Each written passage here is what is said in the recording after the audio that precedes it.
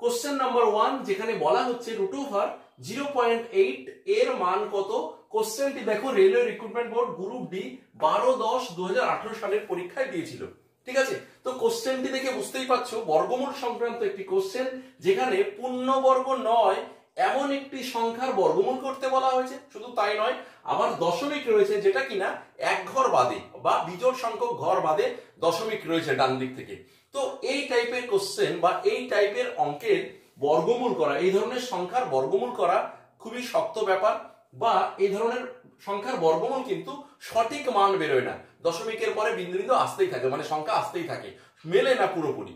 তো এই ধরনের অঙ্কও কিন্তু আমরা মাত্র 3 থেকে 4 সেকেন্ডে সলভ করতে পারি যদি সঠিক ট্রিক্স জানি। দেখো এইটা আমরা 3 থেকে 4 সেকেন্ডে কিভাবে সলভ করব না, তুমি কি করবে, এই ধরনের কোশ্চেন আসলে, এই ধরনের কোশ্চেন কিন্তু বারবার বলছি রেলওয়ে রিক্রুটমেন্ট বোর্ডের খুবই ফেভারিট কোশ্চেন, তারা কিন্তু দেয় প্রত্যেকটা কোশ্চেন এখানে রেলের পরীক্ষায় আসা কোশ্চেন। ঠিক আছে, তো দেখো এই ধরনের কোশ্চেন আসলে কি করবে, এই যে 0.8 রয়েছে যেটার বর্গমূল করতে হবে, তুমি কি করবে, দশমিক ভুলে যাও, 8 যে সংখ্যাটা রয়েছে এখানে 8 শূন্য বাদ দিলে 8, এই 8 কে কি করবে, তার ডান দিকে আর একটা শূন্য জুড়ে নেবে, যে সংখ্যাটা থাকবে এক ঘর থাকবে ওর পাশে একটা শূন্য জুড়ে নিয়ে সংখ্যাটাকে 8টাকে তুমি মনে মনে 80 কল্পনা করবে, 8 কে 80 ধরবে, 7 থাকলে 70 ধরবে, 6 থাকলে 60 ধরবে, এরকম ব্যাপার।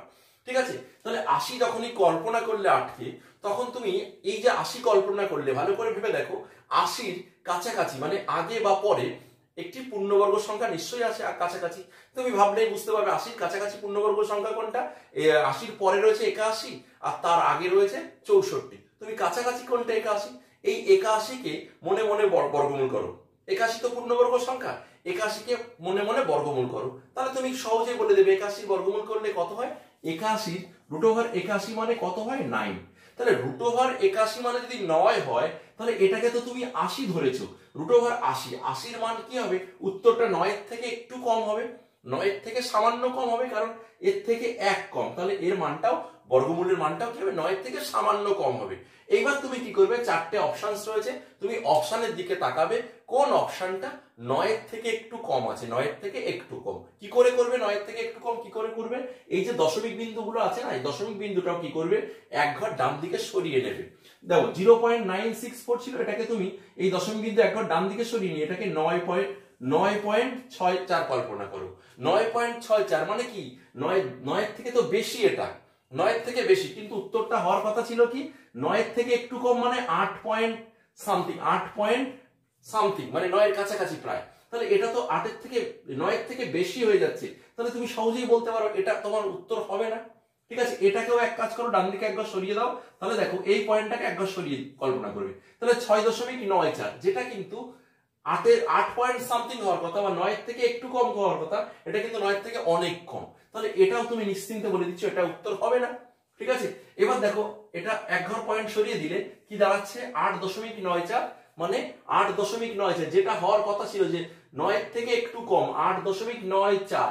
ঠিক আছে, আর 0.06 ঘর হলেই কিন্তু এটা পুরোপুরি 9 হয়ে যেত, তার মানে এটা 9-এর থেকে একটু কম, যেটা আমাদের আইডিয়া করেছিলাম এটা কিন্তু সেই আইডিয়া মতো হচ্ছে, তার মানে এটা উত্তর হওয়ার চান্স রয়েছে। তবুও আমি পরের অপশনটা একবার চেক করি।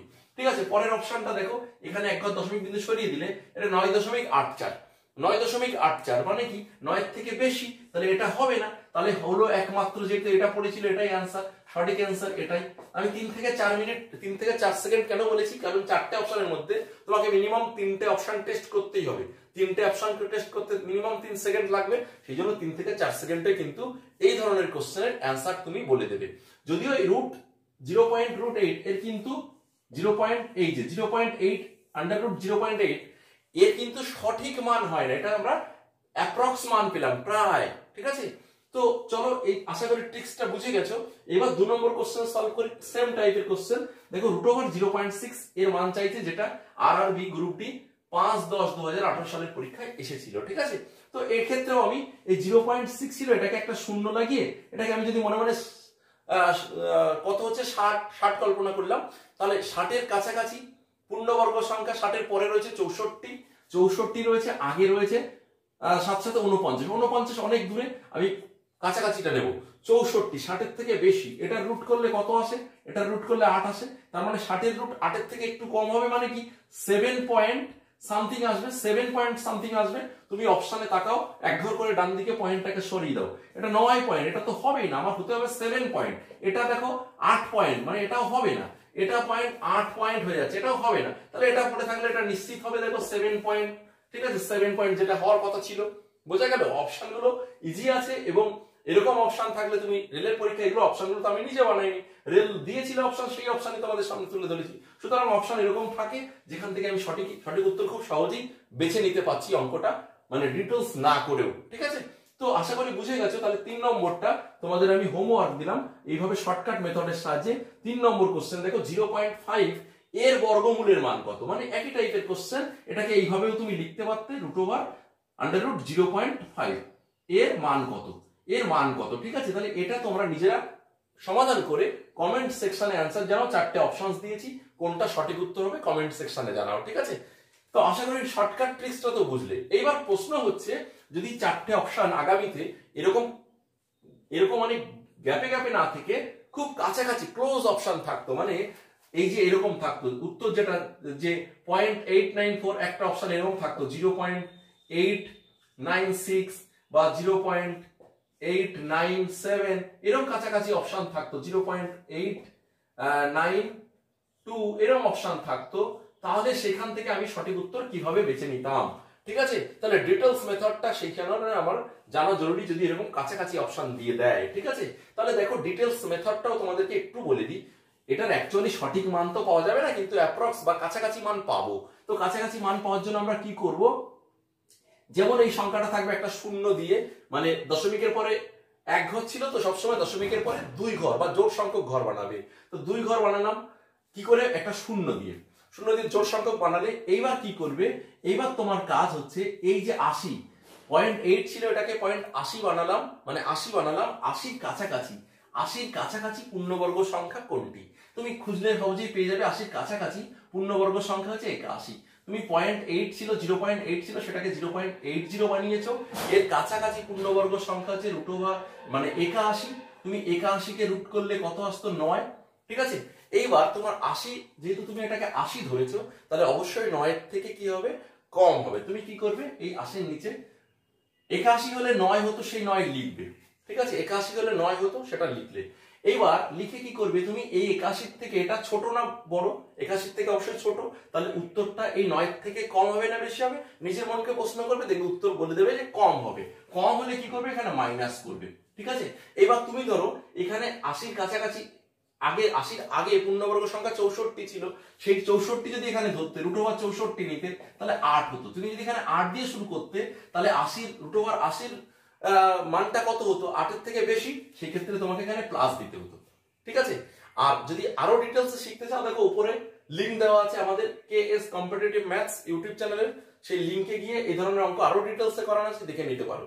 যাই হোক, এখানে আমরা কি করলাম, 81 ধরেছিলাম, 80 পরবর্তী পূর্ণবর্গ সংখ্যা কাছাকাছি 9 হতো তার। এবার 9 থেকে 80, 0.80 বা 80 মানটা কম হবে বলে এখানে মাইনাস দিয়েছি। মাইনাস দেওয়ার পর এবার কি করবে, সবসময় ছোট্ট করে একটা ভাগের দাগ দেবে, দিয়ে কি করবে, 81 থেকে এটা 80 কত কম, 1 কম, বিয়োগ করলে এটার থেকে এটা বিয়োগ করলে 1 পেলে সেটা উপরে লিখবে। ঠিক আছে, আর এইখানে যে সংখ্যাটা লিখেছিলে তাকে সবসময় এর ডবল বা দ্বিগুণ, 9 এর ডবল কত, 18, এখানে 18 লিখে দিলে। এবার তুমি এটা ক্যালকুলেশন করো, 9 মাইনাস এই 1/18 মানে কত, 1 কে 18 দিয়ে ভাগ করো, যাবে না, না গেলে কি করতে হবে, এখানে 0 পয়েন্ট দিয়ে এখানে 0 নিতে হবে, তাও যায় না, তাহলে আরেকটা 0 দিয়ে এখানে একটা 0 দাও, 100 হলো। এবার কবার যাবে দেখো, 5 8 90, 6 8 160, 6 বার দিলে বেশি হয়ে যাচ্ছে, তাহলে মোটামুটি তুমি 5 বার দাও। ঠিক আছে, 5 বার দাও, তাহলে 9.05। ঠিক আছে, এবার এটা বিয়োগ করে দাও, 9 থেকে 0 এটা বিয়োগ করে দিলে কত আসছে দেখো। আমরা কিন্তু কাছাকাছি নিচ্ছি, একদম সঠিক মান পাবো না, তাহলে 9 থেকে 9.00 থেকে যদি আমি 0.05 বাদ দিয়ে দিই, তাহলে দেখো এখানে আসবে 5 হাতে 1, 1 আছে তো 9 হাতে 1, 8.95। ঠিক আছে, 8.95, 8.95। ঠিক আছে, এইবার যেহেতু আমরা 0.8 কে আমরা কি করেছি, যে 0.80 আমরা অ্যাকচুয়ালি এটা 80 বর্গমূল বের করেছি। এটা কার বর্গমূল করেছি? এই মানটা কার? 80 বর্গমূল করলে 8.95 হবে। কিন্তু আমাকে তো করতে হবে 0.8 বা 0.80। তার মানে কি হবে? এক ঘর দশমিক বিন্দু বাঁ দিকে সরে আসবে, অর্থাৎ এখান থেকে দশমিক বিন্দু এখানে সরিয়ে দিলে 0.895। এটা তোমার মোটামুটি একটা অ্যান্সার হবে।